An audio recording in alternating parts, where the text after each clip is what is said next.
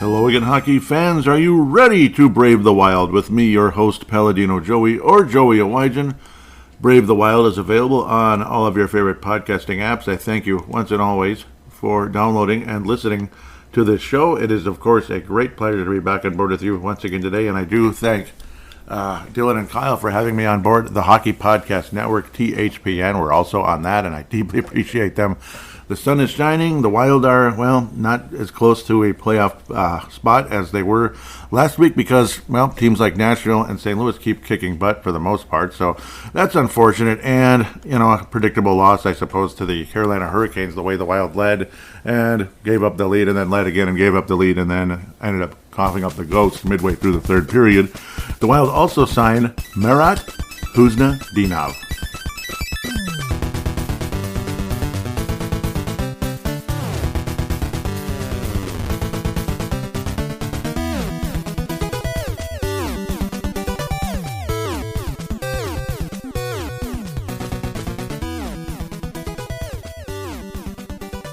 So yes, a 2-1 week, but the signing of Marat Khusnatdinov is a nice feeling. But the question now becomes, when is he actually going to play? Bill? I don't know. Oh, come on, Bill. We wait that long and all that. Well, he's only 21, but you still have to wait a while for a player like that to come to North America. Obviously, playing professional hockey in the KHL, which is insanely impressive. I think way more impressive than some people might give credit, though most hockey fans are pretty knowledgeable that the KHL is probably the number 2 league in the world when it comes to professional and minor league or whatever. Professional hockey. It's professional. It's not minor league at all. MHL is their version of the AHL. I've gotten into that enough, but oh, come on, Bill. We waited long enough, right? We want to see him play. But, well, we'll have to wait and see, I guess, how things go. Freddie Gaudreau, anyone? Freddie Gaudreau? Available? Anybody? Oh, come on, guys. Please. Come on, cash considerations, that's all. Just cash considerations, that's all we want back. Seriously? Okay, well, that's about my thought process about trading away Freddie Gaudreau. Is that offensive to some of you? Well, too bad. I'm just a terrible, terrible fan of hockey. I don't know what I'm talking about. Freddie does all the little things, right? Little things. Yeah, little is right. Anyhow, and no, I do not mean any inappropriate joke when it comes to that, so let's not go there, because I just think that's childish. But then again, where am I going? Who am I to call anybody childish? Why did I even say that? The Minnesota Wild 2-1 this past week. Yes, let's get to the point. We'll talk about Marat Khusnatdinov as we continue throughout the show. He's about as close to a lead topic to this episode as we're going to get, for the most part, which, it's the way this season has been. An extremely impressive win versus the Edmonton Oilers, even with Drew Larson-Ek having an opening goal taken away due to offsides, which, I don't know, we're like professionals at having offsides when we score goals. It's just, we're legends at it. Legends, all time. At least it feels that way, but pretty impressive win in Rogers, whatever the heck it's called, Rogers Place, not Arena. 4-2 win versus the Edmonton Oilers, shades of the 91 Campbell Conference Finals. Not really, but kind of. A pretty talented team in Edmonton, just like that one was. They were the defending Cup champions, and they haven't won since, unfortunately, for their sake. I've talked about that a million times. Gustafsson, a pretty solid week, I'd have to say, for the most part. I thought he's pretty good. He faced a lot of shots in the third period. Edmonton dominated the Wild. They absolutely dominated Minnesota, but Philip Gustafsson shut the door on the Edmonton Oilers, the mighty Oilers. Time and again, he faced 43 shots and only gave up 2 goals. Pretty good. Matt Boldy, couple goals in the game. Pretty good. I feel pretty good about Matt Boldy. What's he on pace for? He's got to be on pace for like mid-60s or more in terms of total points. I do believe he's back on pace to 30 goals again, which he wasn't for quite a while. 32 goals, 33 assists, 65 points. That sounds insanely familiar to last year, but hey, it's better than what he was earlier. He was on pace for like 48 or something. It's like, really? 48 points? Baldy? 48 points? Okay. Really? And that's the contract that Fiala originally wanted. That's $7 million a year for 5 years, $7 million per or something. When the Wild were like, no, we're going to have to hold off on that because we have other people to sign. And well, it is what it is. We got Brock Faber, and we still have a very nice lottery ticket in at the bare minimum anyway, in terms of Liam Ugrin, which is actually how I defined Kevin Fiala at the time. He was like a lottery ticket, but a good one that you're probably going to get something out of it, but how much? Ended up being a hell of a player, and then he ended up giving us possibly two hell of a players. We'll see how that turns out in that trade. That was probably the best trade in GM Bill Guerin's history so far of his career of the general manager and eventually president of hockey operations. Oops, why did I do that? That was, nice. Anyhow, but obviously nice job shutting down the Edmonton Oilers. Insanely impressive. I'd have to say one of the better wins of the year. In fact, you could call this the feature presentation of the week, and I'm kind of late to the party with that. Oh, what the heck, play it. And now, our feature presentation. That's producer Joseph, or Joey Awajan right there. Producer Paladino Joey, being a little late on the on the trigger with that one, but what the heck? Yeah, what do you expect when it's just a one-man show, right? Bolding with 23 goals on the year. Zuccarello with a rare goal with his 11th, but he's the greatest passer ever. It's funny, even Kirill Kaprizov joked about it, like, who is this guy? Pass. And then, obviously they built a really nice relationship. But it was funny. That was like his initial impression of Matt Zuccarello when Kaprizov came to the NHL. Really nice little interview with Joe O'Donnell on the Minnesota Wild Radio Network, the podcasting and such, the podcast. So check that out. It's out there. It's very entertaining. I like it very much, actually. So I highly recommend it, and you can tell Kaprizov's becoming more and more comfortable. His English was already supposedly pretty decent when he got here, just probably wasn't completely comfortable. That's why he always had the translator, particularly when it's a bunch of people talking. Maybe you couldn't hear them real good anyway. So even more reason possibly for a translator if you can hardly hear the people and it's, your second language. And that second language isn't as prominent yet because you just got here. Anyhow, Zach Hyman, 35 goals on the year. That's insanely impressive. Got the Oilers back in the game. McDavid, 66 assists, so just tops in the league. 35 goals is tops on the Oilers with Hyman. That's really high.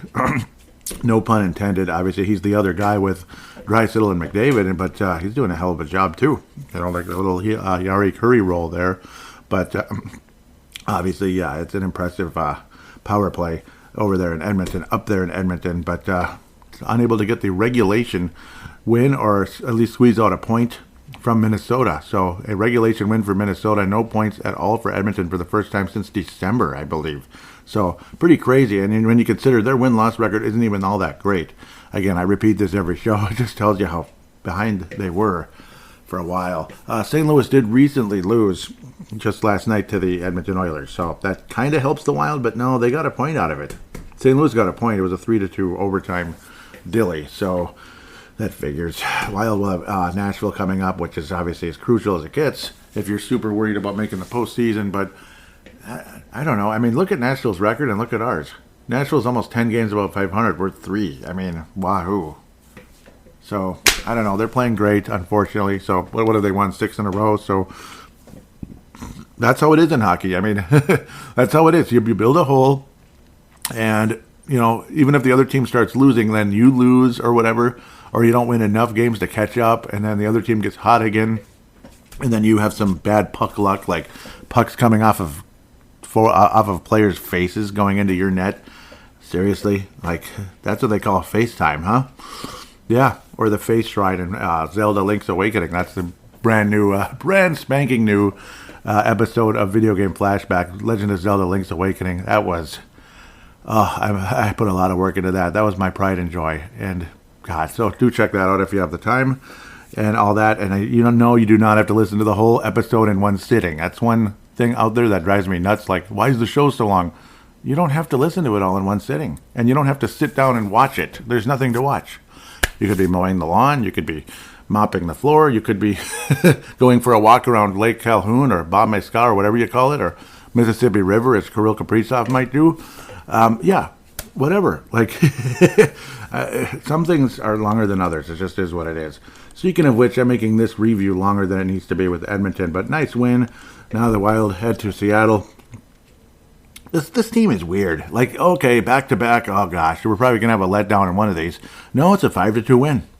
This team with winning this easily. Okay, I don't get it. Seattle's one of the teams that's competing with the Minnesota Wild for the postseason, and they're wearing an interesting third jersey there. One of their like reverse retro type deals, where it looks a bit like the Seattle Metropolitans, and it's 100% chance that's what they were going for. It looks pretty cool. The really ancient Seattle team that did play in the National Hockey League many years ago and actually won a Stanley Cup. Yeah, they won a Stanley Cup. Yeah. How does that make you feel, Minnesota? Yeah, I know. I feel the same. Really? And it was like 100 years ago, but it still counts. I mean, the 1908 Chicago Cubs World Series counts too, so it does. Just ask their fans. Vince Dunn, the defenseman with 10 goals on the year, extremely early in the game, which is like, well, that's nice. That's just terrific. Great. Well, here comes the letdown. I mean, we just beat Edmonton. That's amazing, but here comes the bleeping letdown. No, Marcus Johansson, Sasquatch, or whatever, the Casper the Friendly Ghost, whatever you want to call him himself, with his 9th goal of the season. And it's not because he's big, it's because you can't find him. Sasquatch, yeah. When it comes to Marcus Johansson, 9th goal of the season. That's all you need to know there. Tie game against his former club, actually. So, yes, that's what it's all about. It's, oh boy, we got to beat my former club. Kirill Kaprizov with a 25th goal of the year on the power play to make it 2-1. Boldy again, 23rd on the power play. The Wild power play has been fantastic, and we're going to keep looking at that as the flurry continued into the second period. 3 goals for the Wild. Even Dakota Mermis joining in on the party. Kirill Kaprizov with a 2nd goal. And Faber finally getting out of his drought. Brock Faber, who was just point, like night in, night out. He's on pace for 30 points. He's on pace for 35. He's on pace for 40. He's on pace for 45. He's on pace for 50. Is he going to get to 60 points this year? And then it just came to a screeching halt, unfortunately. And finally a point for Brock Faber. What was it, about 5 or 6 games where he was pointless? And I don't mean that, I know that came out really funny, but he didn't have any points. Yeah, he wasn't pointless. He was very valuable, but no points for Faber. Finally factoring in with the 2nd assist on Kaprizov's 2nd goal of the game. Mermis again getting it up to 5-1. Jordan Eberle making the score a tiny bit prettier. The 5-2 loss for the Seattle Kraken. Eberle, Minnesota ties, of course, I believe. Yeah, and then Adam Larson, also the former Edmonton Oiler, kind of floating around and such. Still can't believe how much the Oilers gave up for Larson years ago. It's pretty wild in a weird way. But a 5-2 comfortable, solid win in whatever they call that place. Was it Climate Pledge Arena? So that's interesting. Grubauer was solid, as Joey Decord was beaten early and often by the Minnesota Wild, and Grubauer only gave up the 5th goal and faced 18 total shots. So actually that's nice for Philip Grubauer. Good for him. Whereas Decord was pretty lousy, unfortunately, which is rare. He's been amazing, actually. He's been an amazing find for the Seattle Kraken, but not in this game. Fleury has been pretty damn solid for the Minnesota Wild all season, but again, you don't want to count on him too much. You just don't. He's, ancient history, unfortunately. Not trying to be rude, it's a fact. It's, it's just how it is. Zuccarello with a whole pass again, with, 4 total assists in the game, which is insanely impressive as his point totals continue to climb despite missing action earlier in the season for an extended period. The white screen of void. That's my favorite. Yeah, it's absolutely wonderful. Zuccarello, 39 assists. Yeah, because he didn't miss that many games. He really didn't. Well, he's on pace for 69 points and 54 assists. Impressive. So, yep. Still kicking butt is Zuccarello, particularly with that playmaking ability. And then you have the Carolina Hurricane game. Was it a letdown? Kinda, sorta. Not really. I mean, they're really good. Carolina's really good. 2nd place in the Metropolitan Division, 35, 18, and 6 on the season, with the Wild 28, 25, and 6 the year. And, yeah, I don't know, not the best. The Dewey brothers, are they trying to raise their trade value? Maybe. Christum also getting his 4th assist now with the Wild. Pretty cool, actually. Quite impressive. Dewey Connoisseur, is he raising up his trade value now with the Khusnatdinov addition? 8th goal on the season. Oh, they're with Ryan Hartman. Dewar and Duhaime, obviously their value is they're really nice players, and it would be really, really sad to see them go. But if you can get, reasonable amount in return, something to consider, obviously. And it kind of is what it is. Right now, Khusnatdinov is on the inactive. He's on the inactive list, basically, is what they call it, because, well, first of all, you need his visa to clear and all that. That takes time, the paperwork and all that coming to the United States from Russia. But at least he's coming, at least he's here and all that. But, yeah, we got to get clear up the visa and all that to officially get him here, so to speak. But the contract has been signed. But then after all that's done, you need a roster spot. There is no room. Somebody has to be waived or traded. But then again, as of March 8th, so in case we want to just say, oh, shoot, that visa's taking too long, or what the hell, you can extend the roster. So you can get by it by March 8th. But if you want to get him out there or on the active roster before that, well, then you have to make some kind of move. I wouldn't be surprised if the Wild just kind of delay things, because I don't think we're in a huge rush to trade away one of the Dewey brothers. But unfortunately, again, one of the Dewey brothers that's real popular, obviously they both are. Well, they're both actually free agents, aren't they? I believe Connor is a RFA, that would be restricted free agent, and Duhaime absolutely is an unrestricted free agent, unfortunately. So, yeah, he was drafted years ago. He's a Chuck Fletcher draft pick, is Brandon Duhaime. So I still remember him with the Providence Friar. Is that what they're called? Yeah. The Providence, Providence, yep. I mean, I really like that team. I believe they're called the Friars. It's a nice team. Obviously, they had they had some moments. They won a national championship years ago, but not when Duhaime was there. And yes, it is the Friars. Like I believe it's like Catholic. So the Friar. It's a funny outfit, kind of like Robin Hood days or something. Friar Tuck. Yeah, okay. Well, they're not air fryers or anything, so we'll get off of that now. But yeah, I mean, that's kind of going to be the conversation now. Obviously, we'll get more into Khusnatdinov here in a second. I just saw Connor Dewar, and that got me triggered here. Jordan Staal with his 8th goal of the year that tied things up. Obviously not Eric, only his 8th goal. Definitely not the offensive player that Eric Staal could be, particularly in his younger days.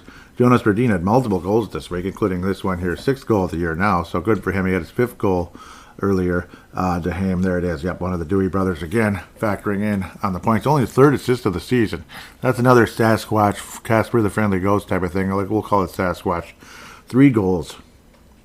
3 assists, on the year for Duhaime. It's weird. Just kind of putting the puck on net and scoring on occasion. But, what did he have? 1 assist last year? It was really weird. Where he had, 2 assists in, a calendar year, I think it was. It was, ridiculous. Ridiculous. Seth Jarvis, nice physical player, 29 assists on the year on Svechnikov's 13th goal of the year. It's a lot of good players on Carolina that don't score a whole lot. It's kind of weird. Svechnikov is a really good player, but yeah, only 13 goals on the season, so that's always interesting and such. Terevinen's had an up and down year, definitely more down than up, but Carolina still is winning hockey games, so credit to them. Stefan Nussin, so also, Terevinen, only 21 assists down here. He's just, I don't know, it's weird. Kochetkov, he's been a nice goalie for the Carolina Hurricanes. He faced 30 shots, and he made some pretty impressive stops during the power play and such, where the Wild would have opportunities, but just couldn't get it done. Kochetkov was outstanding, to be quite fair. He was outstanding in the net. I'd say he was the best player for the Carolina Hurricanes at the end of the day. I honestly would say that. And Jordan Staal winning 15 faceoffs, 15 out of 21 faceoffs is insane. Absolutely nuts. Eriksson Ek did not have his best day. The top line was completely shut down. But Eriksson Ek, again, in the Seattle game, almost had what looked like a possible shoulder injury. At first, I was thinking, gosh, did he break his wrist? Derek Felska, of the Crease and Assist podcast. We'll talk about that shortly. Also, some more. Great show, man. Especially, the most recent. That was fun. He thought it was more of a shoulder, and that's probably the way Joel Eriksson Ek was leaning downward. But then, right after the game, it looked like disaster. Great. See you, Jewel, excuse me. See you in April or whatever next year. God dang it, anyway. And it's and then here comes the press conference. John Hines, no, he should be fine. It was kind of like that. Like, he should be okay. It's like, wow, okay, well, that's wonderful. And Joel Eriksson goes out and plays. Unfortunately, is a -2. And the top line does diddly dookie for the first time in quite a while. Kaprizov did get 6 shots on net, even Joel Eriksson again. So if it's a shoulder type of situation, if he got 4 shots on net, that's encouraging. So good. Hopefully it's not going to be a nagging injury. We'll have to wait and see what happens there. Ryan Hartman, wonderful in the face-off circle. Exquisite. 20%. Yep, 20%. 8 losses, 2 wins. It's just fantastic. Goudreau was the only one that actually won. Boldy 0 for 4, because obviously coming in when other players get kicked out, probably Eck. That's wonderful. Yep, and Boldy did play center somewhat in college, but was more of a winger. I don't know. It's just one of those games that got away, and it is what it is. They're really good. Carolina's good, and I did pick them to win the Stanley Cup like every year practically, and I'm still waiting on the first one. Joe Pesci's cousin. No, it's Vinny, right? No, I'm just kidding. Pesci, 22, I get a kick out of that. And speaking of number 22, that will be the number that Marat Khusnatdinov wears. Obviously, most recently by Kevin Fiala, of all people. The other one, a real prominent player, Cal Clutterbuck. And I saw somebody list Cal Clutterbuck as their favorite Wild player of all time. You have a right to your opinion, but really, Cal Clutterbuck is your favorite Wild player of all time? I know we're not the 80s Oilers. I know we're not the Oilers, like we didn't experience, Gretzky, Messier, Paul Coffey. We're not the early 90s Penguins. We didn't experience, Lemieux, Mark Recchi, Kevin Stevens, Jaromir Jagr, like maybe you've heard of him. Paul Coffey there too. Larry Murphy. Yeah, Larry Murphy. Yeah, that's a painful one for me. The exquisite Jim Johnson before he was traded for Larry Murphy. Boy. Pittsburgh really gave it up there. Whew, boy, we really pulled one over on them, didn't we? Yeah, sure did. But no, I mean, the whole point is I understand we don't have like a million Hall of Famers or something on our in our history. But again, Cal Clutterbuck, really, that's the best you can do. I remember hearing in the past there were teammates that were tired of him because he was agitating the other team over and over and over again and never really like finishing it. Like you start something and you don't finish it. You let somebody else have to finish it, like in a fight or whatever.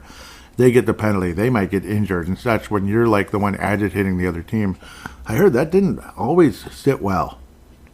At least obviously it's years ago, but still. When I saw that, I almost started gagging. I think we can do better. I think so. With that said, enough of that. The player of the week. Well, I should get into other topics first, though, but yeah, the general topics and such. Again, Marat Khusnatdinov, and we'll talk about that also in the prospect segment, more than likely. Playoffs, I don't really see the playoffs as much of a thing.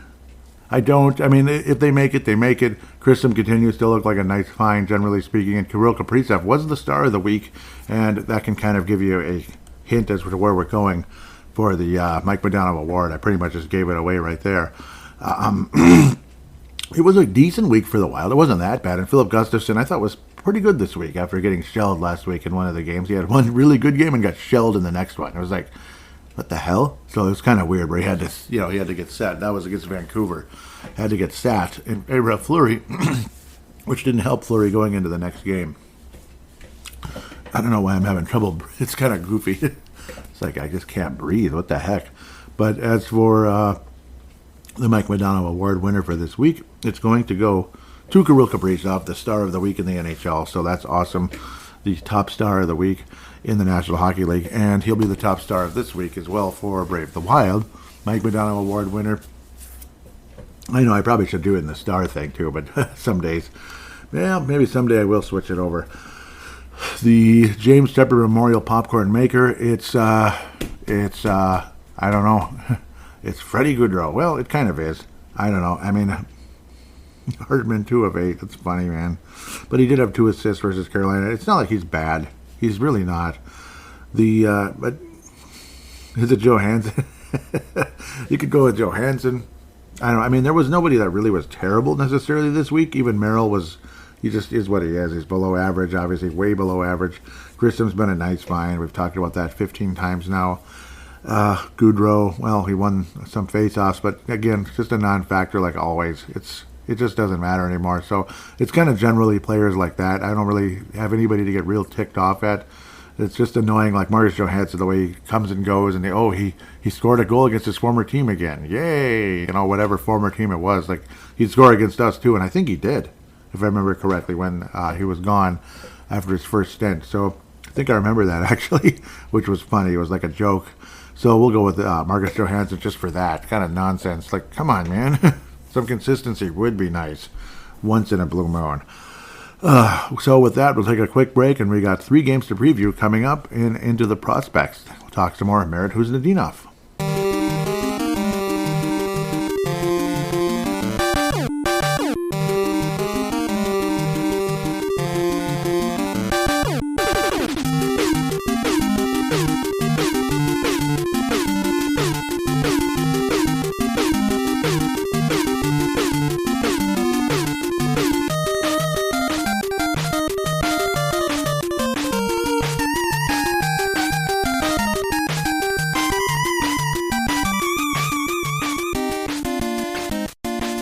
And we are back here on Brave the Wild. And before we jump into anything else, here comes Le DraftKings ad right here and right now. We know hockey games move fast, but with DraftKings Sportsbook, an official sports betting partner of the NHL, you can score faster than anything happening on the ice. This week, new customers can bet $5 and get $200 instantly in bonus bets. As for games coming up, here's a whopper right here.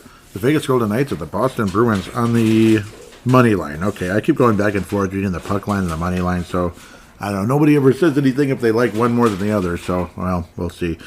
Vegas Golden Knights plus 130. This is at Boston. And minus 155. So some of you that like the earlier games, that's a good one, right? For your ESPN Plus, but okay, sorry. Or whatever you watch. New York Islanders are visiting Detroit, so both Eastern teams, of course, though Detroit's Midwest. Money line again, minus 105 for the Islanders, minus 115 for the Detroit Red Wings. One of the best teams in the league right now, again, Florida Panthers, minus 340, hosting the Montreal Canadiens, plus 270. Years ago, that would have been the polar opposite, but then again, when has Montreal really been good lately? Arizona, who's falling off the face of the earth, plus 205 in Toronto, minus 250 for the Maple Leafs. 2 outstanding teams in the Central, unfortunately. Dallas Stars, yeah, unfortunately, because I don't like either one of them at all. Dallas Stars, minus 135. They're hosting the Jets. Winnipeg Jets, of course, plus 114 there. The Wild at Nashville tonight. All right, Nashville. Crucial game for Minnesota. Minus 105 for us. Really? Okay, and minus 115 for Nashville. Interesting. Very interesting. The Canucks hosting the, they're falling off the face of the earth, LA Kings for some reason. Plus 120 for the Kings in Vancouver, the West Coast, obviously. And minus 142 for the hosting Canucks, who the Wild scored 10 goals against. Don't think that's going to happen again this year, but we'll have to wait and see. Some entertaining matchups, including the Wild versus Nashville, obviously, especially if you think the Wild are, that they should make the playoffs. I mean, we have players. It's just, whatever. We'll get to that later. We've been babbling about that all season. Download the DraftKings Sportsbook app with code THPN. New customers can bet just $5 on the NHL and get $200 instantly in bonus bets only on DraftKings Sportsbook with code THPN. The crown is yours. Gambling problem? Call 1-800-GAMBLER or visit www.1800gambler.net. In New York, call 877 8-HOPE-NY or text HOPE-NY, which is 467-369.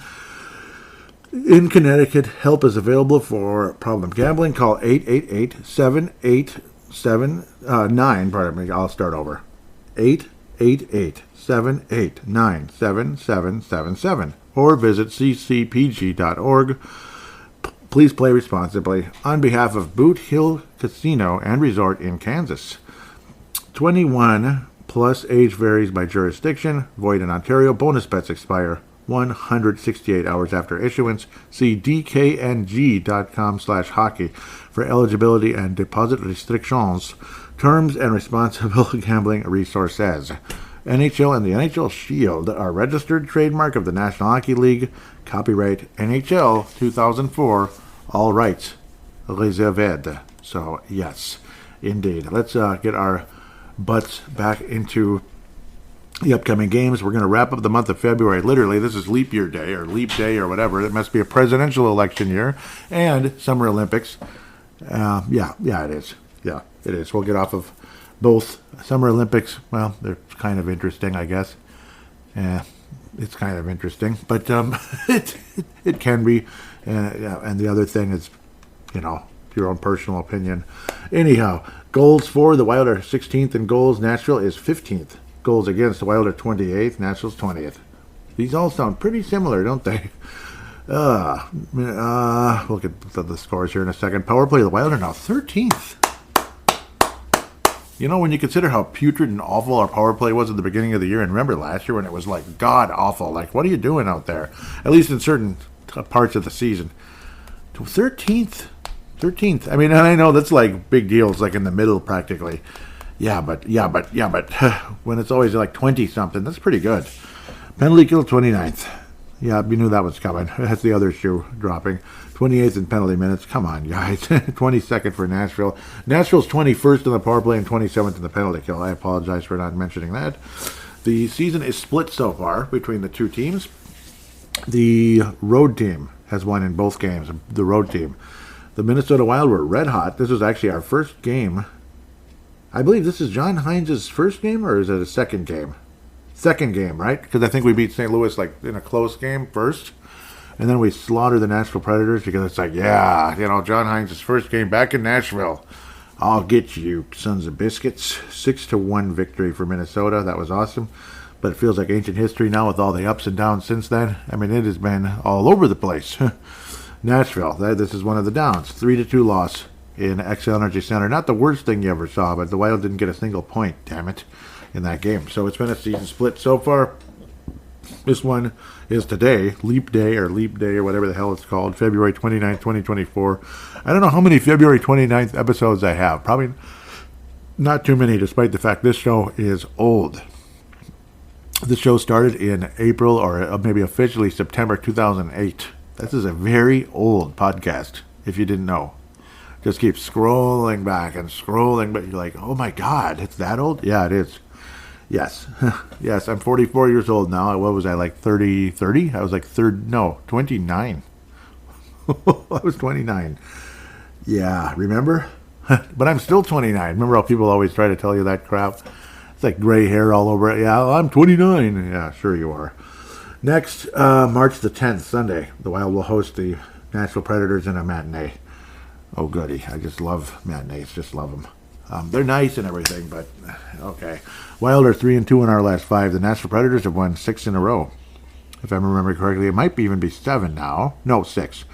It's a lot. Okay, they beat the Vegas Golden Knights 5-3. Los Angeles, these are all road games, by the way. Los Angeles 4-1. San Jose, oh wow, 4-2. Anaheim, 4-2, and then hosting the Ottawa Senators 4-1.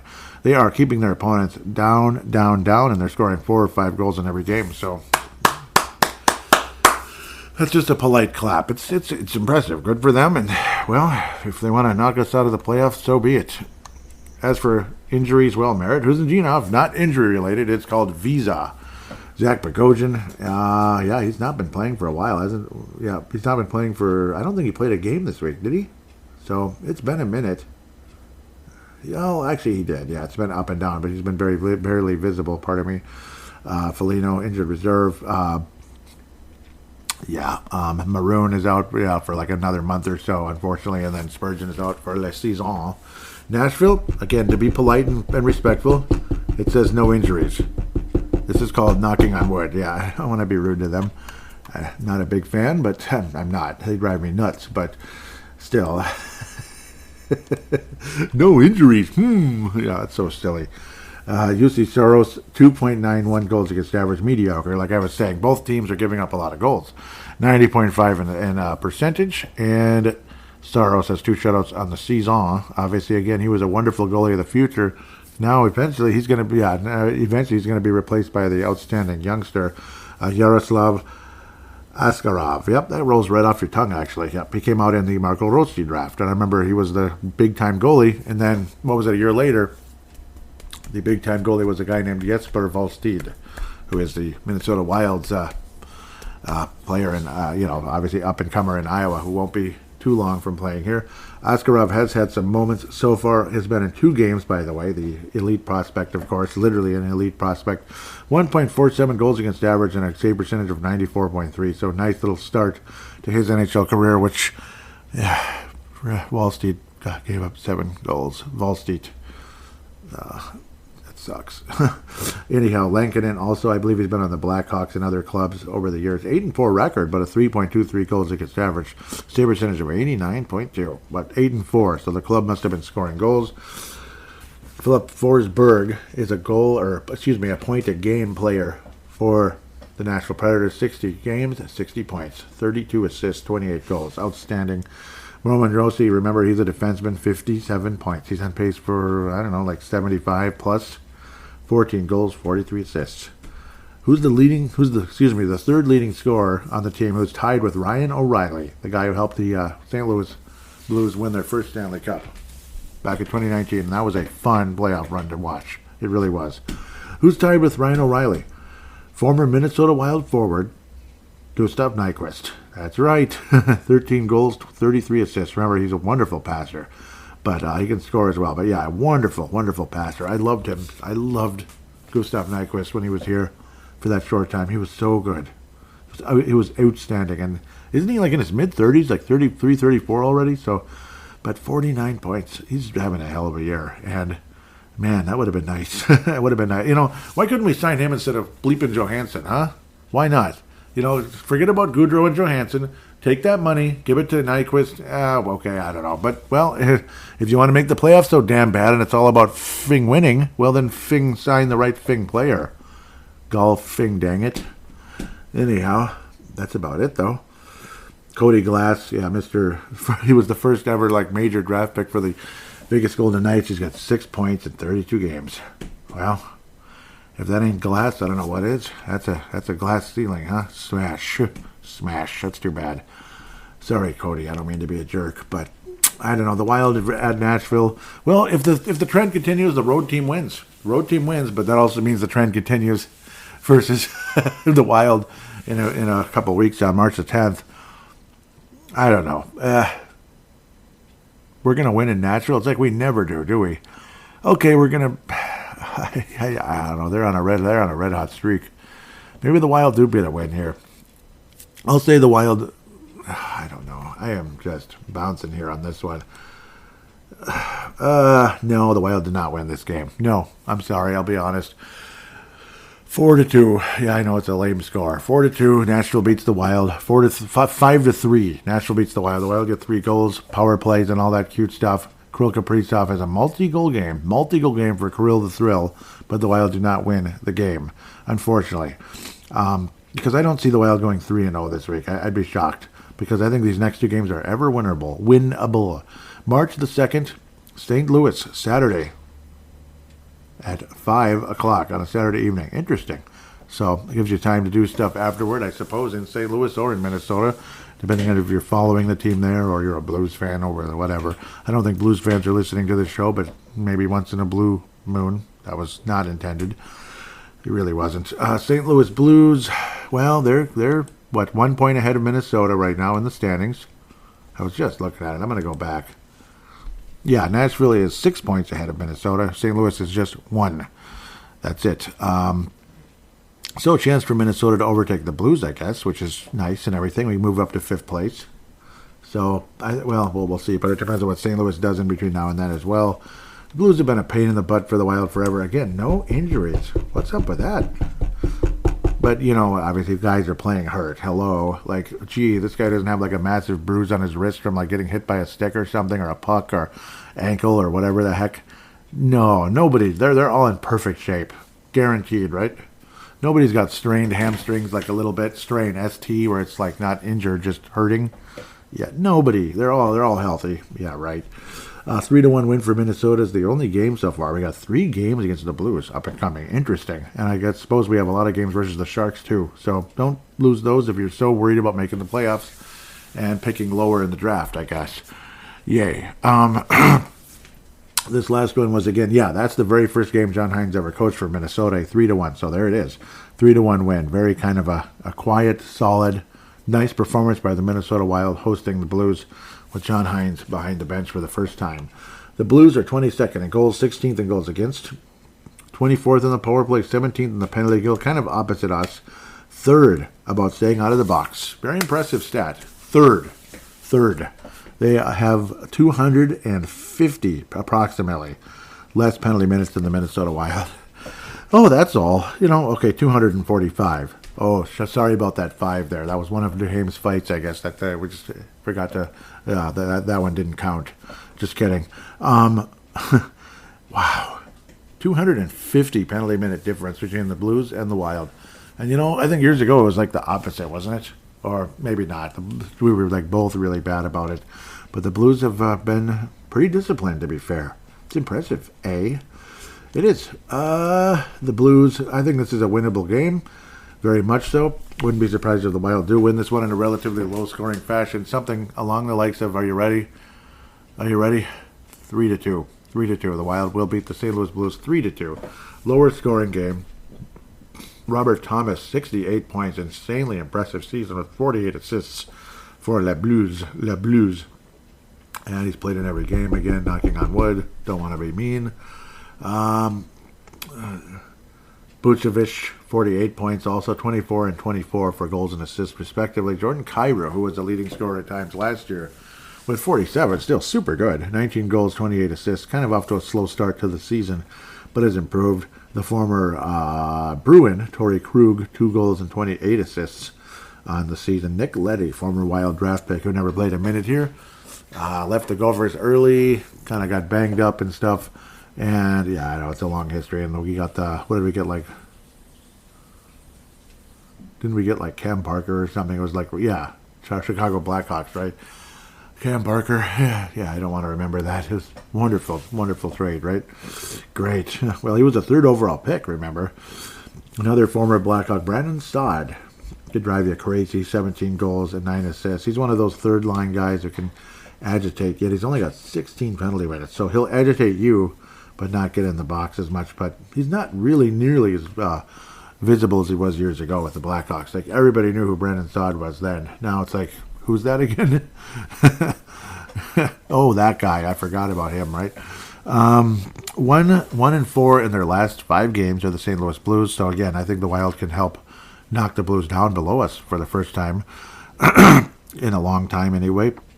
Their only win was against the Islanders, 4-0. Other than that, they've given up 4 goals in pretty much every game since then, except a 3-2 loss to Edmonton super recently, a 6-1 demolition loss at Detroit. So, classic matchup, though. St. Louis, Detroit, like the old Norris division. Memories, man. Memories. Oh, Blues and Red Wings, classic. Blackhawks and Red Wings, Blackhawks and Blues, classic. Oh, and then there's one team they called the North Stars, too. So classic. Good old days, man. Really, the real good old days. Pierre Pagé, who ended up coaching forever after leaving the North Stars. It's interesting. I don't think he wanted to be here, if I remember correctly.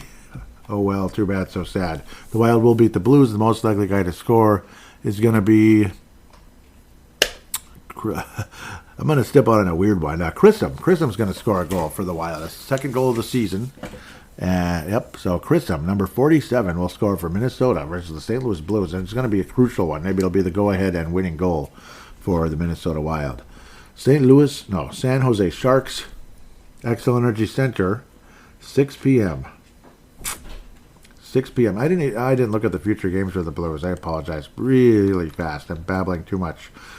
Okay, so March the 2nd, then you have March the 16th. That's St. Louis. Both of these games are on the road, by the way. So, okay, well, I think the Wild will beat the Blues.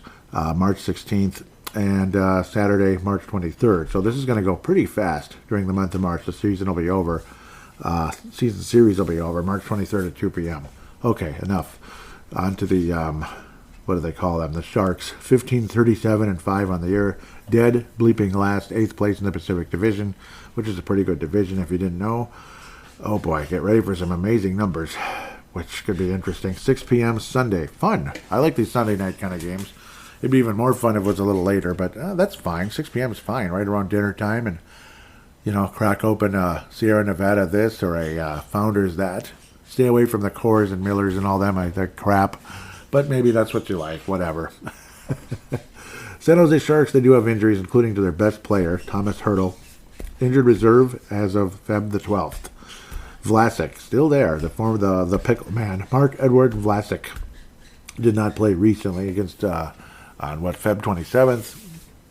Mackenzie Blackwood, the goaltender, injured reserve. Just recently, like yesterday. So, it's not working out. So we're probably going to have Kaapo Kähkönen in net versus the Minnesota Wild coming up. So we'll see how that turns out. Pardon me. Interesting club. Very interesting. You ready? You ready for something? Ready for some fun?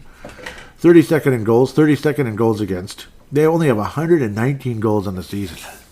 The Wild are okay. 185 or 16th, right? 119 goals against. They've given up 218. But not much worse than the Wild, ironically, but worse. 32nd. Assists, which is a stat I never bring up.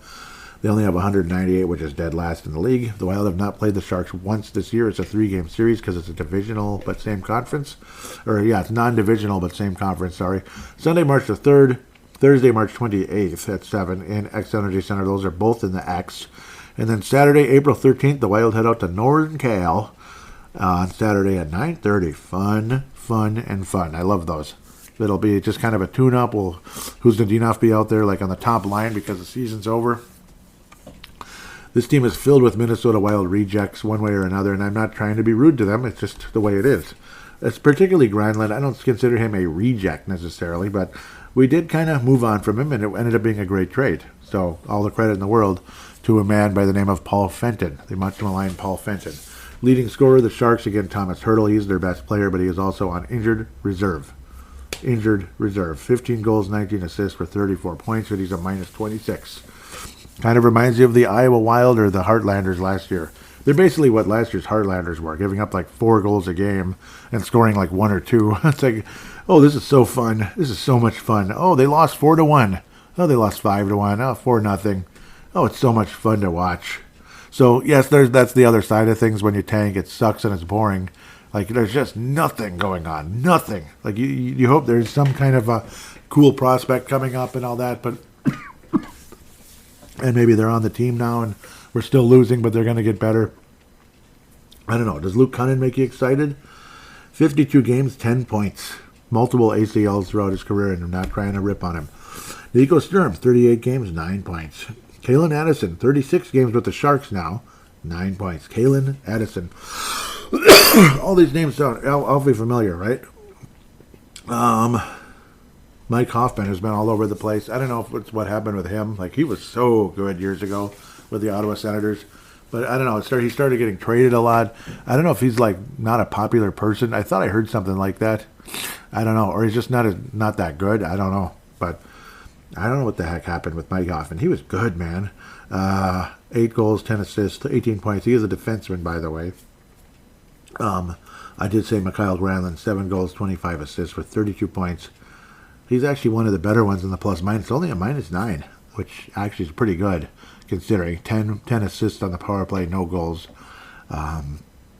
Mario Ferraro, that sounds kind of cool. That rolls right off your tongue. 1 goal and 13 assists in 53 games. And the other major player who's probably going to be in net versus Minnesota with McKenzie being out, Kaapo Kähkönen, remember? And I liked Kaapo Kähkönen a lot. And he was pretty good here for the most part, but some nights he was just a guy, which some people are saying about Gustafsson this year, who has been a major disappointment this season. I said it. He has been a major disappointment. I'll keep saying it, too, until otherwise. But, yeah, he's been better lately. But 6 wins, 18 losses, 3.63 goals against average, no shutouts. Save percentage miraculously is 90, though, considering the circumstances. But, see, because it's the play in front of Kähkönen hasn't helped. But Kakkonen, obviously, again, I mean, I don't know. He could be better, but I suppose, again, the way things are with the Sharks right now, it's literally a dumpster fire. You know, it just is. It's a dumpster fire season for the Sharks. It seems like yesterday they were a fairly competitive team, and then all of a sudden they just started dropping off, and now the last 2 or 3 years they've been worse than the expansion Sharks. I mean, that club was fairly competitive. Within a couple of years, they were knocking Detroit out. #1 record in the league. They were knocking them out in the first round. Remember? Gaetan Duchesne was on that club, former North Star, of course. So, yeah, it was kind of crazy. No reason the Wild should lose to the Sharks, but maybe we will. The Sharks have lost... Well, they have lost 4 in a row. They beat Calgary most recently, 6-3. Wow. I wonder how Flames fans were booing the hell out of them. This was in Calgary, the Saddle Dome and stuff. 6-3 to the Sharks. Ooh. Wow, that is bad. Kind of like the playoffs years ago, right? Or was that against the... That was against the Vegas Golden Knights. The Golden Knights blew like a big lead. Something crazy happened. What was it with like Pavelski? Like he got knocked down or whatever. It was like some kind of concussion type of deal. It was not intentional, but of course, the Sharks players and fans kind of pretended it was, and it created a major motivation. It took the Sharks all the way to the West Finals, if I remember correctly. It was insanely impressive. Or did Colorado knock them out? I can't remember. It was a great series. Great series. I remember thinking, oh, Colorado and San Jose, that sucks, but it ended up being a great series.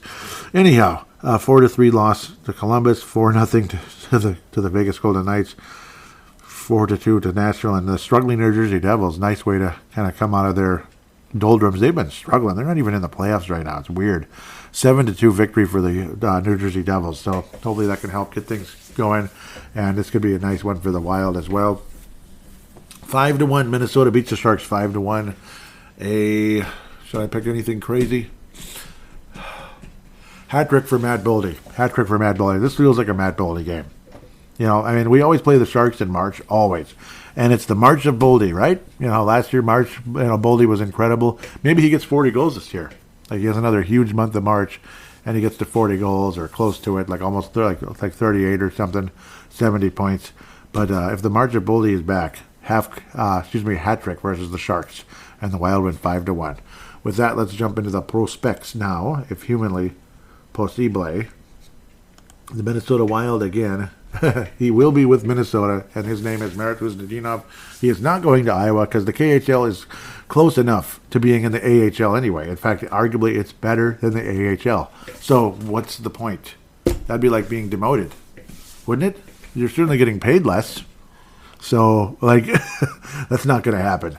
Marat Khusnatdinov is going to the National Hockey League, and it's the right move. But when? That's the question. Bill Guerin was going to say it depends and such. And obviously, probably at the latest, March 8th, he will be a member of the Minnesota Wild one way or another. Like on the actual active roster. He is a 200-foot player, is Marat Khusnatdinov. 200-foot player. We've always talked about he's a great skater, really good defender, but he's also capable of scoring as well. It's not like, oh, he never scores. Yeah, he does. He looks a hell of a lot different than he does in his picture. His team looks, when you look at his jersey, at least in the picture on, what do they call it, Hockey Database, he looks like he's on the New York Rangers or something. He looks way different now. He's got a lot more facial hair, whereas in that picture he's just a young 18-year-old, clean-shaven. He looks a lot more rugged now, which is fine. And he does play more of a rugged style of hockey. But again, to go along with the rugged style, which is more of a third, he could play second and third line. They see him as a middle six or at least a top nine kind of guy. So third line maybe to start at the bare minimum.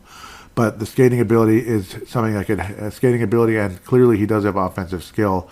And the explosive skating ability that he does have, and the fact he's pretty good in the face-off circle, can get him to the second line, possibly. But right now, you have Joel Eriksson, who obviously is the top six, if not top three. I'd say he's top three. Marco Rossi, who also deserves to be top six. So it's not finally, it's maybe a good problem to have. Like, let guys beat each other out. Let one guy maybe they can move back and forth, Rossi and Khusnatdinov, depending on Khusnatdinov's success level. But obviously, starting out, there's no way Khusnatdinov is going to unseat where Marco Rossi should be, which is on the second line. Of course, Rossi's been moved all over the place. He's been on the line with Lucchini and Letary, which isn't necessarily, it worked out fine for Rossi. He ended up scoring goals, but we'll have to wait and see. But the Khusnatdinov edition is exciting. Unfortunately, you do burn one of the years of his, entry level. So that's the sucky part. But so eventually we're going to have, like in 5 minutes practically, just like with Kirill Kaprizov, we got to sign him. Yep. But at least it's the summer of 25. So if he ends up being really good and you got to sign him for more than, $3 million a year or something, well, the money will be there. So at least I think it will be. Depending on how much we're going to sign Faber. But, well, maybe it won't be $8 million a year for Faber. I kind of hope it doesn't have to be that much, but we'll just have to let that play out, I guess. With that said, as we're going to stay overseas, if humanly possible, with Liam Ogren. He is somebody like there was conversation that contract talks with Vancouver's Elias Pettersson could get real interesting, but I don't know. Would we even have the cap space, even with we make enough of a trade? So we might have to. We'd have to throw in some players with money, wouldn't we? To have to throw in, and then of course a very high end prospect, which my guess would be it'd be Ogren. Pardon me, if the Wild went that direction. It would possibly be Ogren that could get traded. I can't imagine us giving away Urov, but I guess you never know. And then again, watch Ogren be phenomenal. You never know. 21 games, 9 goals now. 9 goals, all right. And 9 goals and 4 assists in the Swedish Hockey League right there. That's the professional level for Sweden at age only 20. So, yep, we'll see how that turns out for him. Danila Urov, I believe it's at least another year.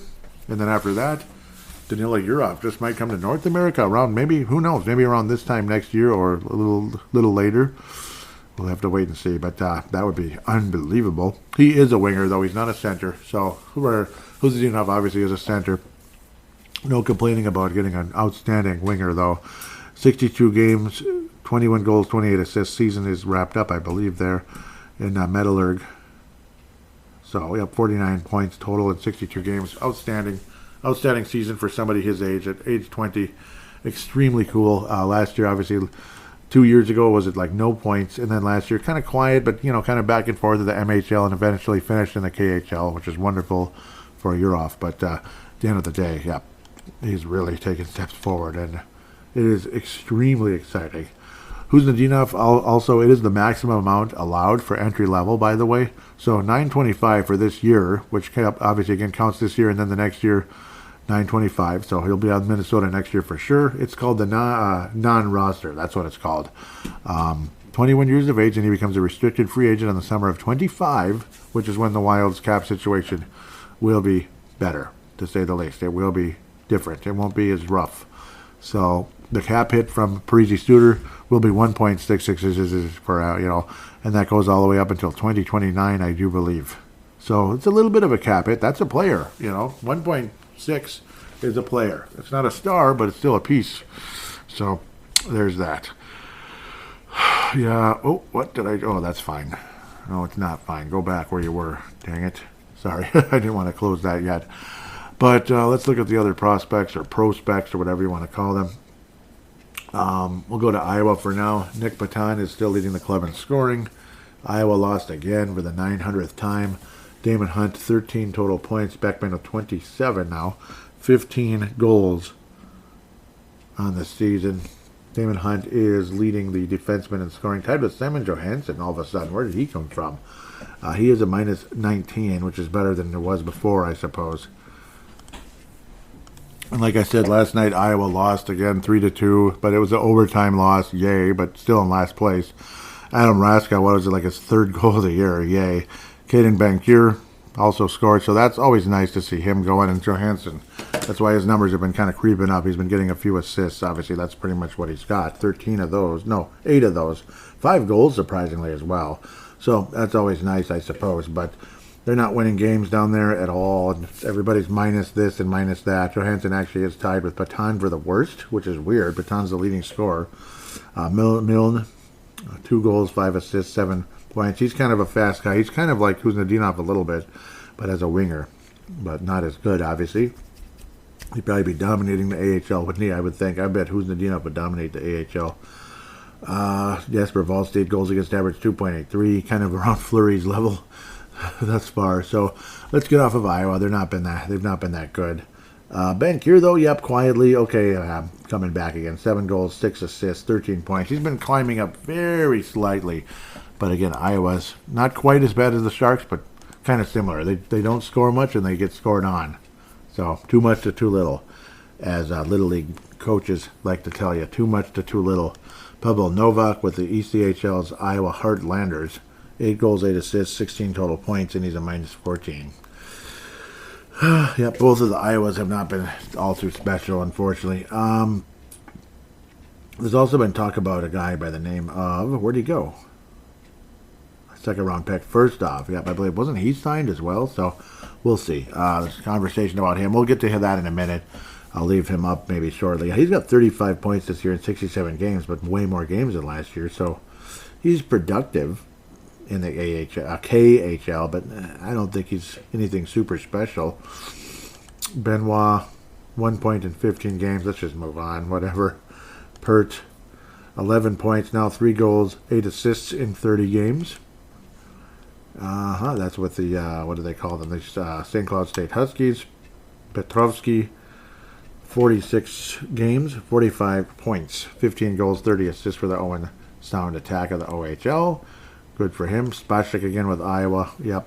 Don't talk about him too much yet. But yeah, he's developing. He's got a skill set. And he's minus 10, which is better than some of the Iowa players, I guess. 2 goals, 4 assists in 42 games. He does have offensive talent, but it's not showing up yet at the AHL level, unfortunately. Healy for Harvard. 26 games, 21 points, and he is a defenseman. 9 goals, 12 assists. 9 goals for a defenseman in college at age 19 is pretty impressive, actually. So give him credit where it's due. Lawrence, again, small steps forward this year as a left winger with a very high-end Denver Pioneers team, unfortunately. 9 goals, 10 assists. I do not like Denver, if you didn't notice. But good for him. Hunter Haight, points a game. He's a point-a-game player where he was ahead of that last year by 9 points. Again, I feel Hunter Haight's been a little disappointing. 21 goals, 36 assists in 15 more games than last year, and he's only got 6 more points. So do the math there. It's not the best thing you ever saw. Jimmy Clark with the Gophers, 9 points in 32 games. 4 goals, 5 assists anyway. Caleb Parker, Moose Jaw Warriors of the WHL. He's a right shot defenseman with 33 points, and he's age 19. So he's productive at the WHL, which is cool. 6 goals, 27 assists, and he's a plus 16, which is way ahead of last year. So good for Parker. Plunk with the Duluth Bulldogs, who are not in national contention at the moment. 2 goals, 14 assists. About a half a game player as a defenseman, so not too bad. With a unfortunately struggling Duluth club. And there it is, Riley Height, 100 points. Hundo. And, he's played 12 less games than last year so far. And he's already 3 points ahead. 68 total assists, 32 total goals, which is well ahead of last year. 100 points, plus 29 on the year for Riley Height. For the Prince George Cougars of the WHL. Kumpalainen, he's definitely fallen off. He was a point-a-game player. Now he doesn't score at all anymore. 24 goals, 19 assists. He's been stuck at the same thing. Was it like 3-4 games now with no points at all? So that's unfortunate. And Charlie Stramel, again, he's now at 8 points. Congratulations. 3 goals, 5 assists for Charlie Stramel. Finally got something last week. He's a minus 4 versus a minus 10 last year. Not really ripping on him. I mean, we'll have to wait and see. So we'll see. I mean, it's unfortunate, though. Like last year, you thought, it's just a bad freshman year, and it was a terrible team. And then this year, it's totally different, way better club. They're ranked higher than the Gophers, that being the Wisconsin Badgers anyway, with Mike Hastings as coach. 8 points in 28 games. I don't know. He's not a stay-at-home defenseman. He's a center. So he's not Jonas Brodin or whatever, He's not Peart, who's actually a really good stay-at-home defenseman type with the St. Cloud. Should I call them St. Louis, St. Cloud State Huskies, who like to call us rodents. Thank you very much. At least their fan base does. And that's okay. Go right ahead and call us rodents. It's so great. That should be the end of the... that'll be the end of the prospects. But again, very excited about Marat Khusnatdinov coming to Minnesota. And when he plays, I guess we'll find out. It's not going to be at least for a few games at the end of the day. So we'll come back now for some fan interaction conversation.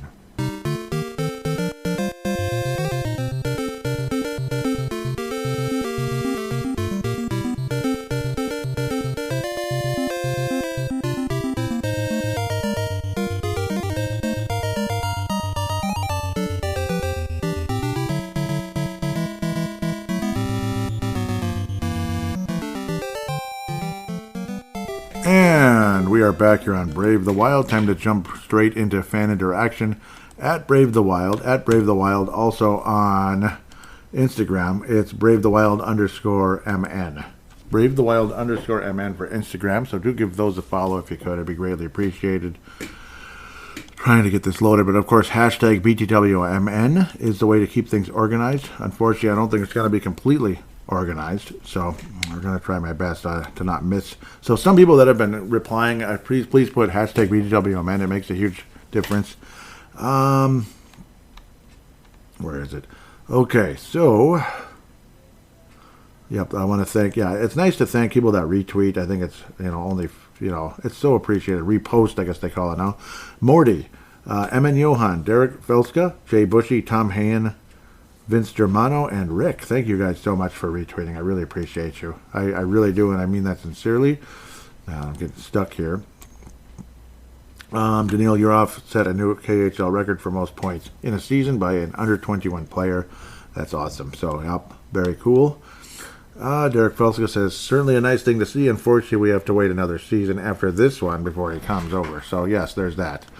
That is a fact.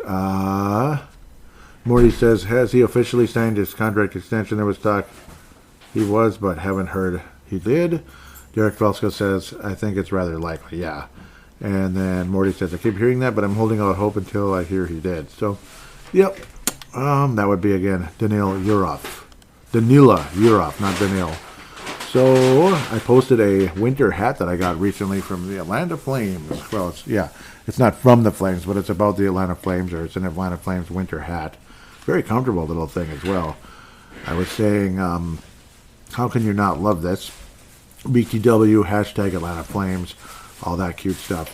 Derek Velasco says, Anoka used the Atlanta Flames logo for years. I agree. It looks terrific. Yep. It does, doesn't it? I think it's a wonderful. So, sticking on the retro logos conversation, I posted a poll. Unfortunately, I only had it last 2 days or a day or something. That was a mistake. So if you don't change the days, it's like a day and a half or something. It's really short. What is your favorite non-North Stars defunct team and logo? Atlanta Flames, Hartford Whalers, Quebec Nordiques, and California Golden Seals. So I stuck with the teams from around like the 70s-ish. So, that started around the 70s and, into the 90s or whatever. That's basically with the Nordiques and the Whalers. So California was gone real early, obviously. They eventually became the Sharks, though, eventually. And I always talked about that weird metamorphosis situation after they moved to the Cleveland Barons as well. Cleveland Barons were an NHL team. Yep. So, number one, Hartford Whalers, 64.5. The whale has been restored, or whatever you'd call it. Gotta love that. Number two, the Quebec Nordiques, which we hope someday will be an NHL team again via somebody moving or expansion. 25.8%. Third place, my Atlanta Flames, 6.5. What the heck? But no, I love Hartford and Quebec as well. I actually have hats for all three of those. And the California Golden Seals coming in last, 3.2%. They were so short-lived. It wasn't like the best logo, but it was kind of cool. Kind of a cool idea. And again, it ultimately became the Sharks. Derek replies with, in my opinion, this is a three-way race. Quebec, Hartford, and Atlanta. Quebec, the Igloo, and the Fleur list are so good. Yeah, Fleur de Lis are so good. But the Whale H logo was fantastic. Atlanta/Anoka A is rock solid. Yep, they are great choices, aren't they? So, yep, asking people for thoughts. I think there's one or two of them that did not have the hashtag, so I'm going to, help back and dig in here. Yeah, Morty, because he didn't put the hashtag, so I'll get to those at the beginning, just for that sake. Morty says, first off, I want to know the status of first off. Is Yurov trying to negotiate a better deal with the Wild since he hasn't signed his extension with, the KHL? What realistically could we get in a trade for Fleury and others? Would anyone take Gaudreau off our hands? I would hope we could get rid of Gaudreau for cash considerations. That's what I'm hoping for to start off with. Fleury, yeah, I mean, somehow I could imagine a third-round pick. That's just my guess. Maybe I don't know, ignorant, but that's just what I'm thinking. Maybe a third-round pick. I mean, it's not going to be too much, but third round is better than nothing for sure. At his age, and to be for like like now, like just like a rental type of deal, and then either retires or whatever. He says he doesn't want to be traded, so we'll see how that turns out. First off, he wants to know about first off. But what do you mean? No, I'm just kidding. I know, first off. Vladislav, first off, what exactly the status? Right now he's in the KHL for sure. 35 points, 67 games, 17 goals, 18 assists, the +1 on the year. I think Derek replied in there. Let me see what he had to say. Yes, Morty said, yeah, that's what I thought. Derek did reply. First off, is under contract, so if he plays for anyone at this point, it would have to be with the Minnesota Wild. Yep, I think so too. Yeah, he would not be in Iowa. He would be with Minnesota. And I bet he would make the team. I do believe first off would make the team, but I could see him as more of a middle six at absolute best and like a winger. Yeah, like I think he's a third line winger in the NHL. First off, I don't think he's going to be anything special, but he would play some second because he's more of a skill player. But he's not great though. He's not like a high end scorer. As for Yurov, it's hard. Yeah, this is Derek. As for Yurov, it's hard to say. Although it's not like Metallurg is offering him the world. Maybe a second and prospect for Fleury. Oh, that would be pretty good. And Derek was saying probably not. What was that one? Oh yeah, could we get Gaudreau off our hands? Probably not. Yeah, I bet we probably couldn't even get rid of him for cash considerations, could we? Isn't that crappy? And we're not going to buy him out. Yeah, because we've done enough of that.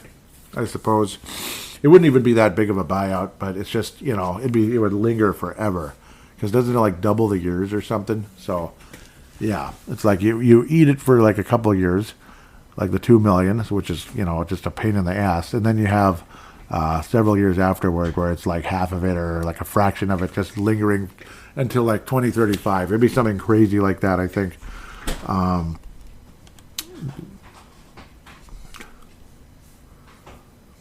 then Derek was saying kind of like this guy, although he's probably not as funny.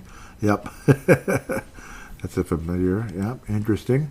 So, that was cool. Yep, glad I got to that one. I didn't want to miss it, so I wanted to jump into the replies. Now we can go to the hashtag BTWMN. Because, yep, not everybody does the hashtag, which is okay. I mean, I prefer you do just to make it easier. Tom Hayen is on board. He says, Freddie Gaudreau, please explain. Ooh. Well, yeah. What's-his-face was in love with him. That would be a guy named Dean Evison. And he had a good year last year. And that was the only good year he ever had. Yeah, that's like that was the only good year he ever had, and we were sold on it for some reason, which I don't understand. Which is like, yes, GM Bill Guerin, please explain. It could have been 2 or 3 years, but 5, cinco. Are you serious? Yeah, so like 5 years. That I don't understand. It's unexplainable. 2 or 3 years would have been enough. Like, you don't commit 5 years to a player like Freddie Gaudreau. You just don't do that. So, that was real weird. It just does not make any sense. So, yes, that's an awesome question. Please explain. Jay Bushy says, I agree with Tom. I think it's time Freddie sits for a few games. Your thoughts? Let me see if... Oh, God, yes. Yeah, I think so. So, I was checking to see if there was an actual... if it was a responding to something I said or someone else. But, no. Yeah, like, explain, like, what's the reasoning for this nonsense? Yeah, exactly. I think it's time he does sit for a few games. Yeah, I agree 1,000%, Jay. Yeah, like, why is he still there? Like, why is he still there? Even if he's under contract, it's not like we owe him ice time. There has to be some kind of solution, and you got to think somebody might be willing to take him on for cash considerations, but again, maybe like Derek says, probably not. because it's literally giving $2 million to a guy that might get you 15 points or something. Maybe he'll help you out the shootout. You hope this and that, but even that magic seemed to go away. So the Derek Felska Lightning Round is back. It has returned. The Derek Lightning Round. Yeah, and that's the other name. There's another player that needs to be, on the ice. And, oh boy. Well, and it's like you can't send Lucchini or Lettieri down. I mean, you can, but it's like, well, they're kind of helping. That's the funny part. The other player that we're all forgetting now, well, not all of us. Obviously, Derek's not forgetting him.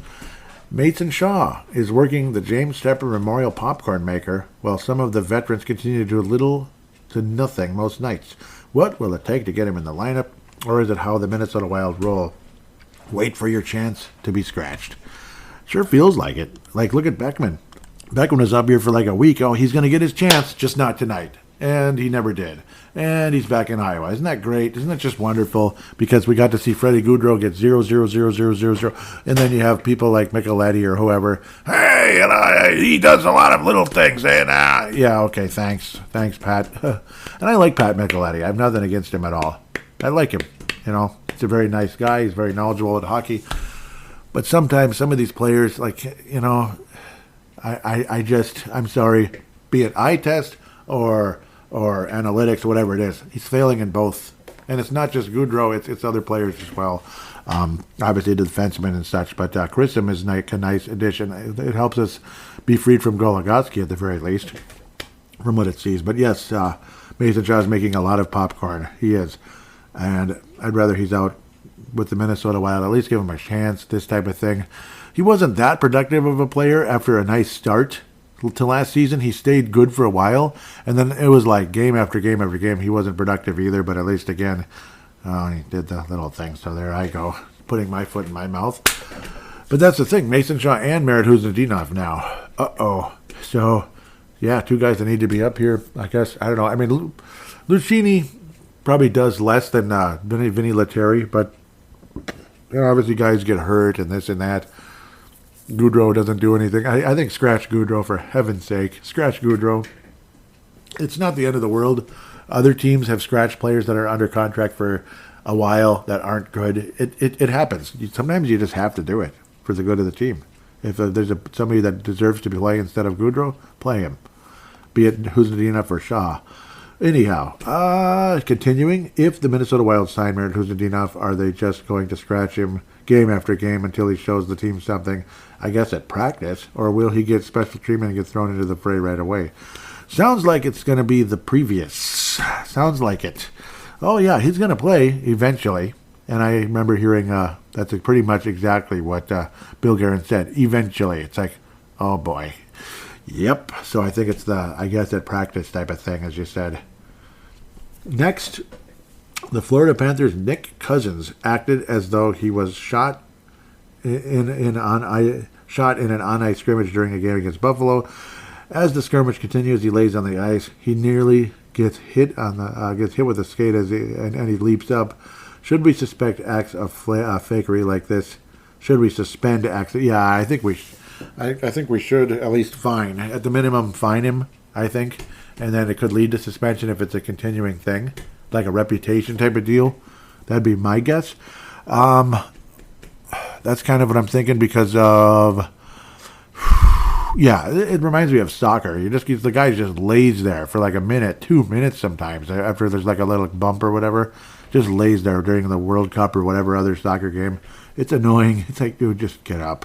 So, yes, conversation there. Looks like there's a reply involved there. John says no, because stars do it all the time, and if they get suspended, it will piss off fans even more than some fakery. Well, okay, then that's what I said. Fine. How about fine them. Whatever the word is. So, please, yep. With Class A and Class AA section finals coming up, who do you think will win the Class A and who will win the Class AA at the Minnesota State Boys Hockey Tournament? Edina. Yep, you're going to just love my responses to this, but, well, Edina for AA and Hermantown for single A. I think so. Yeah, when you see them there, it's like Hermantown Section 7A. Oh, boy, yeah, It's Hermantown. I think, I mean, how can I bet against Hermantown and Edina? I don't know. I guess I'm a fan. I'm a cake eater at heart, I guess, even though I'm nothing close to being a cake eater. Hermantown is what they are. They are the kings of A. They are the kings of single A in the tournament, and they're back in it and all that. They're back in pretty much. So,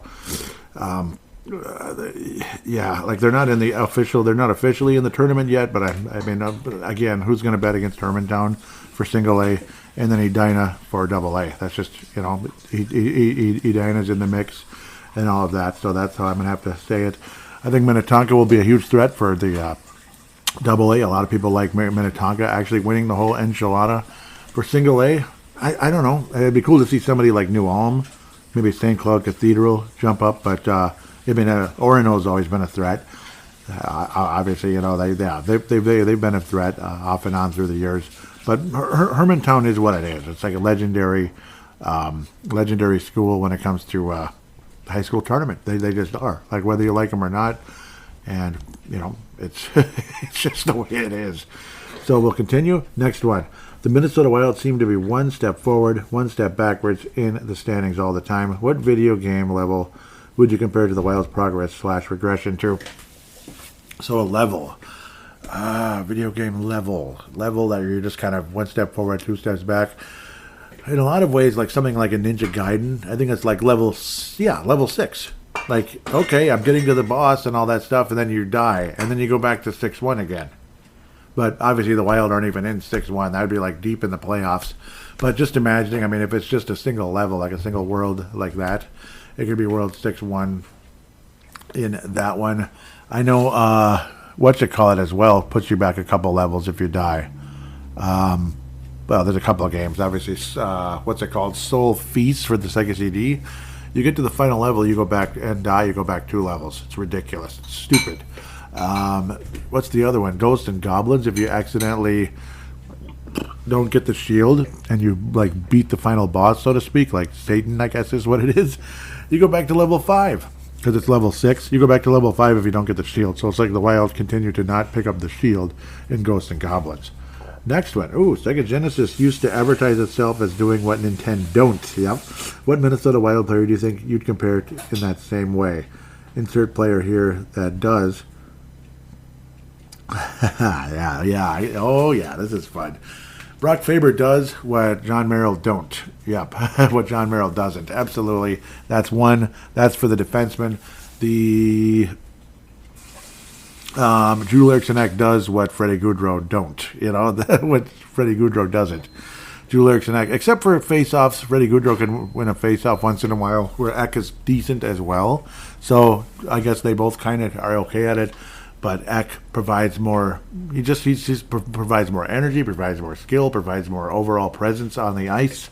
So Drew Larsenek does what Freddie Goudreau doesn't. That was fun. Yep, we talked about first off.